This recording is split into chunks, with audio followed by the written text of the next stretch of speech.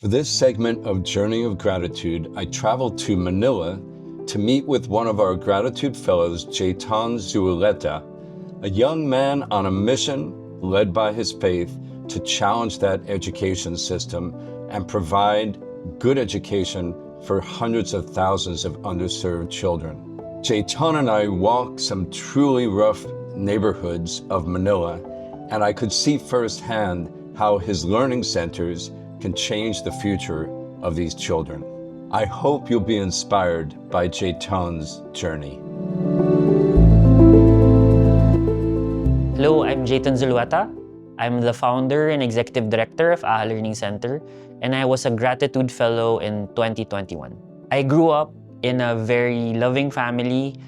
We were in private schools and air-conditioned homes, and we were always taught how to go to different places where the poor lived. I was raised Catholic, and I felt very comfortable in serving the poor because it just felt like something that we were always asked to do. And when the opportunity came for me to work with the poor, it felt like I was being called to do this work, and it was my way of getting to know Jesus better.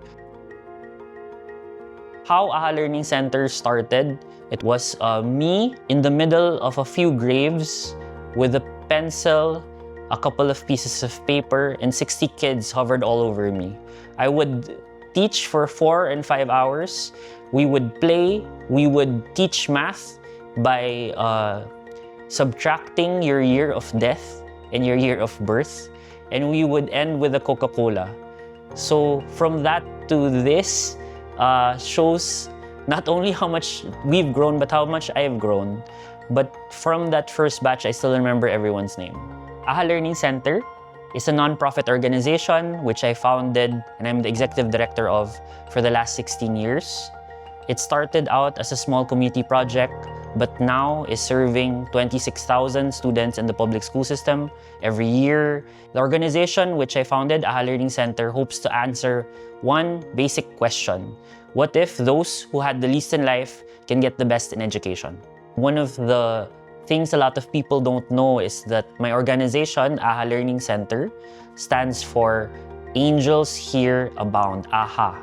Because when I was volunteering in the public cemetery, I heard that most of the people who were living there were a lot of the people that were children of criminals, people that were homeless, and I found myself seeing in every face a reflection of Jesus, fiercely, intensely being fought for, and I felt a compelling reason that everybody deserves the right to have not only the opportunities that I had, but to be in an environment that they are loved, supported, encouraged. My biggest aha moment was when I went back into the first community which I served, and I asked a lot of the first students that I had how their lives were.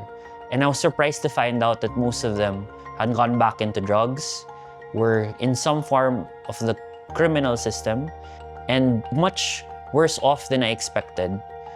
That inspired me to understanding that what we do isn't enough if we do it alone, and that the support that we give has to be long-term and sustainable. The problem that we're trying to solve at AHA Learning Center is a huge problem in an education crisis, which is the worst in the world. We are the worst in reading and math in 65 countries that were assessed by the PISA, where we have a 90% illiteracy rate. The simplest way that you can start is really by focusing on one child. For me, it was Angelo, who had just gotten out of some youth jail. And I felt compelled and inspired not only to continue what I was doing, but to understand him a lot better.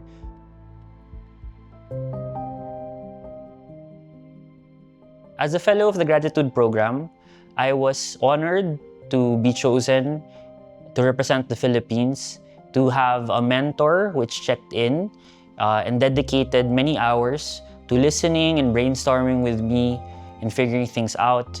But what I most appreciated were the few but memorable moments with different fellows from all over the world, who are like-minded, inspired, and committed.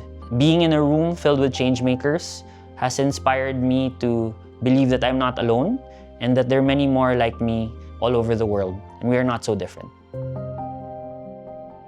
I have been doing this for 22 years, but only 6 years full-time. So the privilege and the gratitude that I have, that I'm able to wake up every day, make a living, go into a team that's dedicated and committed, work with partners, parents, and kids who want their lives to change, is a privilege which gets me up in the morning, which inspires me to do better, and which allows me to have a fairly positive outlook, since every day I experience the best of what the Filipino has to offer.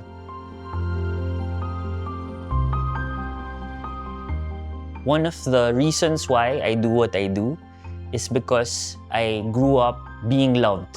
When I hear the word gratitude, I think of the absolute miracle that every person can change another person's life, and how we have thousands of moments like this to affect people in small and big ways.